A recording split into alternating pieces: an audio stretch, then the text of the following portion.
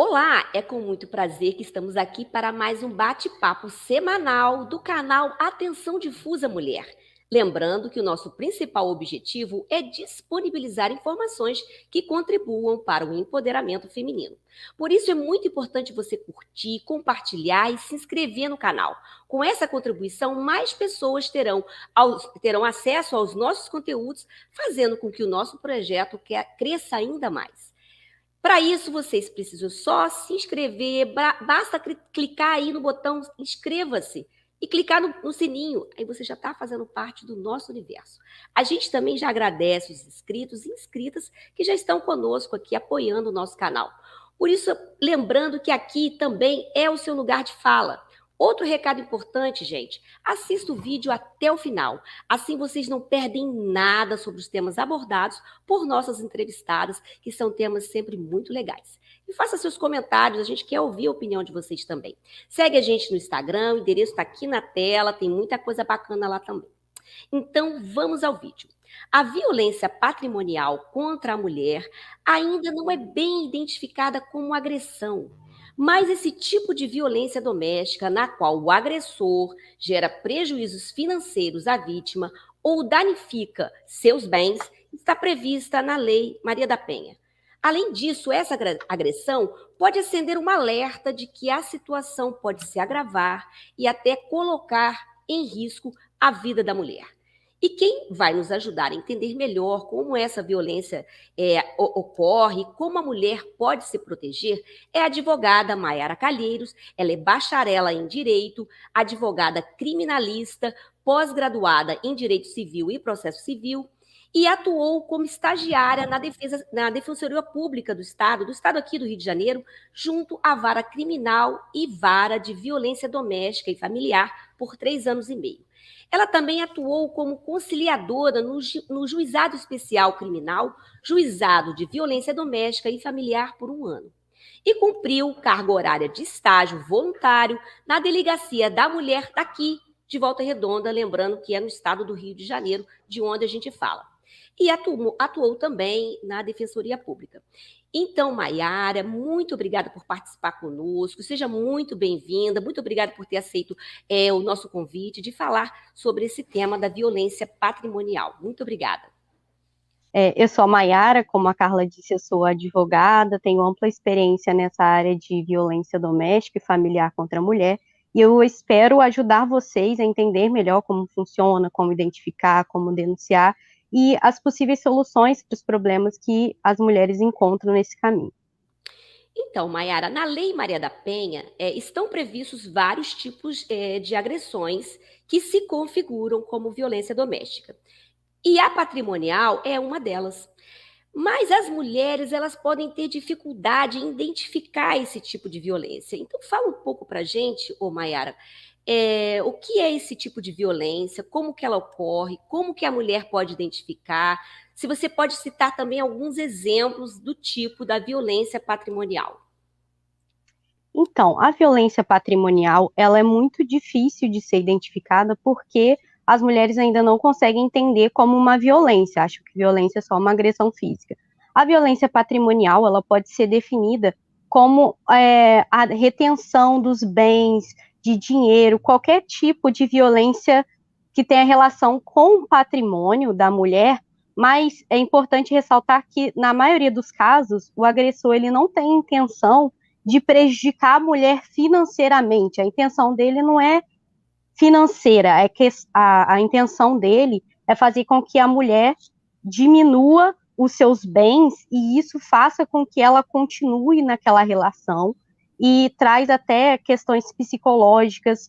E aí a gente pode trazer como exemplo questão quando a pessoa quer sair de casa, quer até mesmo pegar um ônibus e depende financeiramente do homem para pagar a passagem, ou quer ir visitar a família, os amigos, e ele não, ela depende dele, ou até mesmo com o dinheiro dela mesmo, para poder sair, ver os amigos, ver a família, e até denunciar, né, tentar conseguir um socorro das pessoas, e ele não deixa ela ter acesso a esse dinheiro, aos bens, ao celular mesmo, E outro exemplo também seria quando que a mulher pode perceber como uma violência patrimonial, é em uma briga, quando o homem começa a quebrar os bens dentro de casa, jogar as coisas na parede, tudo isso é considerado como violência patrimonial. Bens que têm um valor sentimental para a mulher, que ele sabe que ele destruindo aqueles bens, ele vai fazer com que ela tenha problemas e não consiga até sair dessa relação. Então, Mayara, mas como que esse tipo, você já começou a falar um pouco, como que esse tipo de violência ele afeta as mulheres? E dentre os tipos de violência patrimonial, quais são os crimes mais recorrentes? E se você pode também citar para a gente se existem estatísticas referentes a esse tipo de violência no Brasil ou no nosso estado do Rio de Janeiro? É um tipo de violência que ainda é invisível para muitas vítimas? Então, como eu falei inicialmente, realmente é um crime que não é visto pela maioria das mulheres como violência, porque elas acham que violência é só agressão física, e é muito difícil de identificar, tanto que a gente não tem estatísticas sobre a violência patrimonial especificamente. O que nós temos de estatística, que foi feito pelo Instituto de Rede de Violência Doméstica no Brasil, e foi até postado recentemente em março desse ano, é que a cada 4 horas no Brasil uma mulher é vítima de violência doméstica. E só em 2022 foram registrados 510 feminicídios no Brasil. E a gente tem que lembrar também que esses números, eles não são verdadeiros, porque com certeza eles são muito maiores, porque o número de mulher que é violentada todos os dias e não presta queixa, não vai à delegacia, não sabe muito bem como fazer, como proceder, é muito maior. Então, esses números, apesar de chocantes, eles, com certeza, eles são bem maiores, né? E a principal forma que a mulher pode fazer para denunciar seria ir à delegacia, né, mais próxima, e na maioria dos estados já tem a DEAN, que é a delegacia especializada nessa área de violência doméstica, e vai prestar um atendimento mais específico voltado para as mulheres. E as delegadas da DEAN são mulheres, têm que ser mulheres, né? Lembrando, para ter um atendimento até mais especializado, de entendimento sobre a situação que está acontecendo. E a violência patrimonial, como eu disse, as mulheres ainda não identificam, mas você pode sim chegar na DEAN e falar, informar que você está sendo vítima de violência patrimonial e eles vão ter que registrar a ocorrência. E se você quiser requerer uma medida protetiva de urgência, o que seria a medida protetiva? Seria você pedir o afastamento do agressor. Lembrando que a violência doméstica não significa que você tenha que morar com a pessoa ou que você tem que ser casado com a pessoa. Simples fato de você ter uma relação íntima com a pessoa já é suficiente para caracterizar a violência doméstica. Então, você pode requerer a medida protetiva, o afastamento, pedir que ele não entre em contato com você e pedir até mesmo na vara civil, né, que seja feita a reparação dos bens que o agressor, na violência patrimonial, ele tem destruído. Você pode requerer não só medidas criminais, mas também as medidas cíveis cabíveis. Isso é muito interessante, você conseguir a reparação é muito interessante. Mayara, e no caso das mulheres idosas, elas estão mais vulneráveis a esse tipo de violência? Neste caso específico, como que esse tipo de violência ele se configura e como se proteger desse tipo de violência? Então, a gente não tem uma estatística sobre especificamente as mulheres idosas, mas, assim, fazendo uma pesquisa e analisando o machismo estrutural que tem na nossa sociedade e que vem ao longo dos anos, né, já vem desde a época das nossas avós, bisavós, desde sempre, a gente percebe que é muito mais difícil para as mulheres idosas perceberem a violência que elas sofrem como violência, porque elas vêm de uma época que o homem manda na casa, o homem gere os bens, o homem é o patriarca, e tudo que ele faz, a mulher tem que acatar. Então, acaba que não tem uma conscientização, porque é muito difícil para elas entenderem que estão em um relacionamento abusivo. Também tem questões culturais de, eu já estou há 50 anos com meu marido, não vale a pena eu destruir minha família só porque eu estou sofrendo violência de qualquer tipo que seja. Então, acredito que as mulheres idosas sejam as maiores vítimas mesmo, e não tem estatística exatamente porque a maioria delas não denunciam, em virtude dessa cultura patriarcal, né, que elas vivem. Então, ô Mayara, você adiantou um pouco como que a mulher deve denunciar, né? Aí, uma pergunta: a violência patrimonial, ela deve ser denunciada isoladamente, tipo específico só a violência patrimonial? Quais são as penas previstas para quem comete essa violência? E a violência patrimonial, ela vem acompanhada de outros tipos de agressão? Ou ela pode preceder, ou, no caso, antecipar atos que podem gerar ainda mais riscos à mulher? Fala um pouco desse cenário, desse tipo de violência. Então, as mulheres, elas podem fazer as denúncias junto à DEAN, né, como eu falei inicialmente. Se não tiver DEAN na sua cidade, você pode procurar a delegacia comum. E se você não conseguir, tiver uma omissão por parte da autoridade policial, você pode fazer uma denúncia na ouvidoria da delegacia. Você não precisa nem se identificar especificamente, você pode falar que aconteceu uma violação de direitos ali. E a violência patrimonial, ela será caracterizada como uma violência doméstica, porque na Lei Maria da Penha, é uma lei de violência doméstica, e dentro dela estão descritas as condutas que são violência doméstica, e a violência patrimonial é uma subcategoria, né? Então, ela vai ser denunciada como uma violência doméstica e uma subcategoria como violência patrimonial. Então, ela vai, a delegada, ela vai fazer essa divisão, mas não precisa ser denunciado de forma isolada como violência patrimonial. Vai ser uma violência doméstica normal, e aí ela vai ter as medidas, né, medida protetiva. A autoridade policial, ela tem que enviar para o juiz, inclusive sem o autor saber, sem o autor do fato, o réu. Não precisa intimar ele sobre, isso, não, ela pode fazer a denúncia e automaticamente o juiz deferir a medida protetiva, sem nem mesmo ouvir, porque não faz sentido você ouvir o réu, sendo que a medida protetiva é para coibir ações piores por parte dele, então não precisa nem de oitiva dele. E aí essa denúncia vai, se a autoridade policial não fizer, você faz a ouvidoria, e aí o telefone é 180. Nesse telefone você pode fazer a reclamação da autoridade policial, ou do Ministério Público, ou de alguma omissão, e além desse atendimento, eles também fazem a questão de direcionamento em qual órgão você tem que ir. Eles escutam a mulher, porque às vezes a mulher também, ela não quer só denunciar, ela quer ser ouvida, ela quer ser entendida, ela precisa de um acompanhamento psicológico para entender a situação e para entender a gravidade daquela situação que está acontecendo, né? Então, o telefone 180, que é o atendimento da Central da Mulher, ele funciona todos os dias, 24 horas, e a mulher vai ter todo esse suporte de ouvidoria, de acompanhamento psicológico.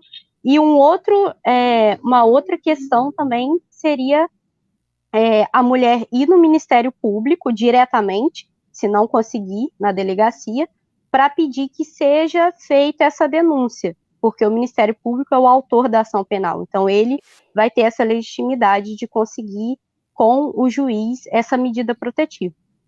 Então, Mayara, todos esses instrumentos que você está citando aí, de apoio, de denúncia, eles estão realmente qualificados para receber esse tipo de violência e fazer os encaminhamentos devidos, conforme está previsto na Lei Maria da Penha?